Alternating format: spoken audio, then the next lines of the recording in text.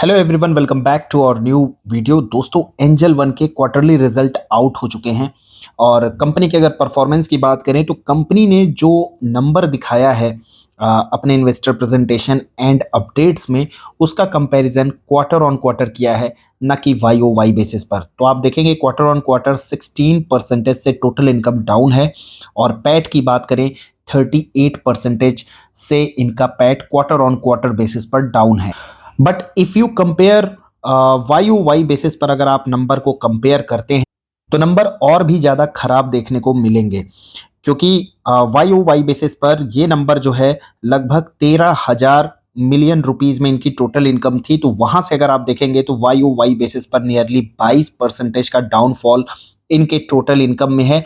और पैट जो कि क्वार्टर ऑन क्वार्टर 38% डाउन है, उसको अगर आप देखेंगे वाई ओ वाई बेसिस पर लगभग 3400 मिलियन रुपीस के प्रॉफिट से घट करके 1700 समथिंग मिलियन रुपीस हैं, यानी कि नियरली 49% का डाउनफॉल इनके पैट में वाई ओ वाई बेसिस पर है।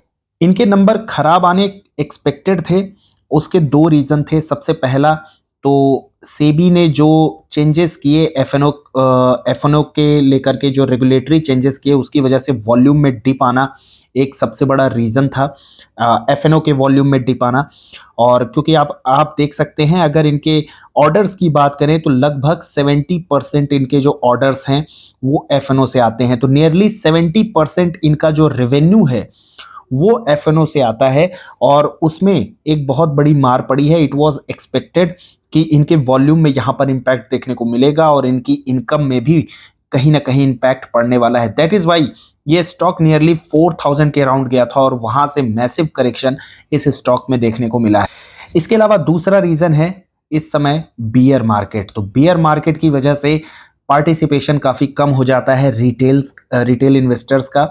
और एंजल वन जो कि एक डिस्काउंट ब्रोकर है और ये मैसिवली सबसे ज़्यादा जो है तो एक तरीके से मास पर यहाँ पे फोकस रहता है। इनके पास रिटेल क्लाइंट सबसे ज़्यादा रहते हैं और वहाँ से भी इनकी इनकम में बियर मार्केट में फ़र्क पड़ता है। लेकिन ये इम्पैक्ट इस बार का सबसे ज़्यादा बुरा है, क्योंकि अगर आप देखेंगे बियर मार्केट जो है तो 2022 में भी हुआ था और वहाँ पे भी अगर आप देखेंगे तो इनकी जो वर्स्ट परफॉर्मेंस भी रही है उसमें भी टोटल इनकम नियरली 18% से ग्रो किए थे, यानी डिग्रोथ नहीं देखने को मिली वाई ओ वाई बेसिस पर। And this is the first time, अगर आप दिसंबर 2021 से देखेंगे तो this is the first time जब वाई ओ वाई बेसिस पर, कल स्क्रीनर पे अपडेट हो जाएगा क्योंकि रिजल्ट काफी लेट आए हैं इसलिए आज अपडेट नहीं हुआ, कल हो जाएगा। वाई ओ वाई बेसिस पर अगर आप देखेंगे तो यहां पर आपको माइनस में 22% का डाउनफॉल देखने को मिलेगा। ये तो हो गई खराब बातें। कुछ अच्छी बातें भी हैं, जैसे कि क्लाइंट एक्विजिशन मैट्रिक्स की अगर बात करें तो वहां पर कंपनी का जो टोटल क्लाइंट बेस है वो बढ़ता हुआ देखने को मिल रहा है। And Y O Y basis पर अगर share in India's demat account देखेंगे तो वहां पे भी ग्रोथ देखने को मिल रही है। एक्टिव क्लाइंट बेस में भी अगर आप देखेंगे तो उसमें भी ग्रोथ देखने को मिल रही है।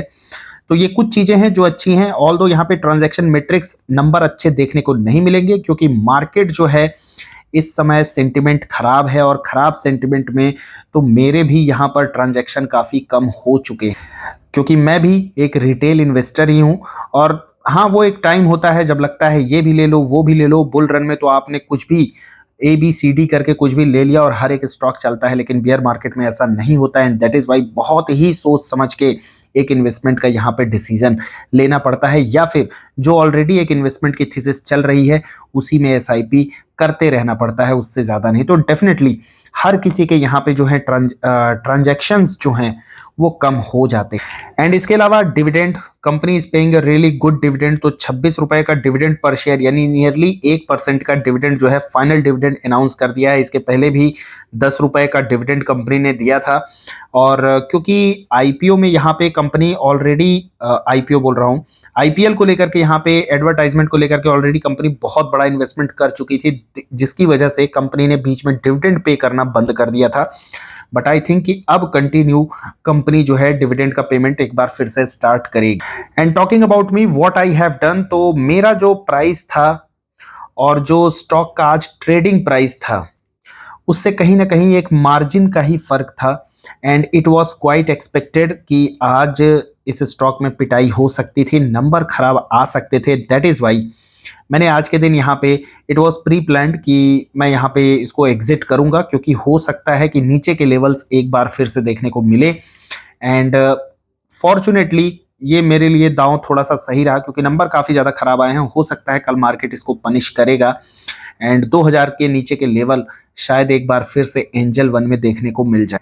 एंड बाकी कंपनी बहुत अच्छी है, मैनेजमेंट बहुत अच्छा है and this is not the first time जब कंपनी यहाँ पे हेडविंड को फेस कर रही है, चैलेंजेस फेस कर रही है। Company has recover many time in the past, तो पास्ट में भी ऐसे चैलेंजेस बहुत आए हैं कंपनी पर और मैनेजमेंट ने कई बार यहाँ से रिकवरी दिखाई है। And I am pretty sure कि कहीं ना कहीं मैनेज करेगी। जैसे कि कंपनी ने जो है तो जब एफ को लेकर के रेगुलेटरी चेंजेस आए थे, तो उसके बाद कंपनी ने कुछ ब्रोकरेज बढ़ाए थे ताकि उसके इम्पैक्ट को कहीं ना कहीं कंपनसेट किया जा सके। और उसके बाद मैनेजमेंट ने कॉन कॉल में ये भी बोला था कि फर्दर हम देखेंगे कि क्या इम्पैक्ट पड़ता है, अगर और जरूरत पड़ी तो आगे और भी ये चेंजेस लाइक ब्रोकरेज इंक्रीज वगैरह ऐसे कुछ जो है तो स्टेप ये उठा सकते हैं। तो लेट्स सी कि कॉन कॉल में कंपनी मैनेजमेंट यहाँ पे क्या बोलती है, क्या वो आगे डिसाइड करने वाले हैं, क्या उनका अगला स्टेप होगा ताकि नंबर्स को और इम्प्रूव किया जा सके। टॉकिंग अबाउट मी, तो फॉर मी एंजल वन की अगर हम बात करें तो 2000 के नीचे again it will be a good opportunity. और मैंने यहाँ पे सेल ही इसलिए किया है ताकि, क्योंकि जो मुझे एक्सपेक्टेड था कि शायद नंबर खराब आएंगे तो एक बार फिर से फॉल हो सकता है, तो कहीं ना कहीं मैं अपने उस मार्जिन को प्रोटेक्ट करना चाहता था। और नीचे के लेवल से एक बार फिर आएंगे तो वहाँ पे एंट्री मैं जो है तो लेने की कोशिश करूंगा, और जब भी एंट्री लूंगा तो आप लोगों के साथ जरूर शेयर करूंगा। तो साथियों, आज के वीडियो में बस इतना ही। कंटेंट अगर आपको यूजफुल लगता है then hit the like button and do not forget to share and subscribe the channel. Thanks for watching the video.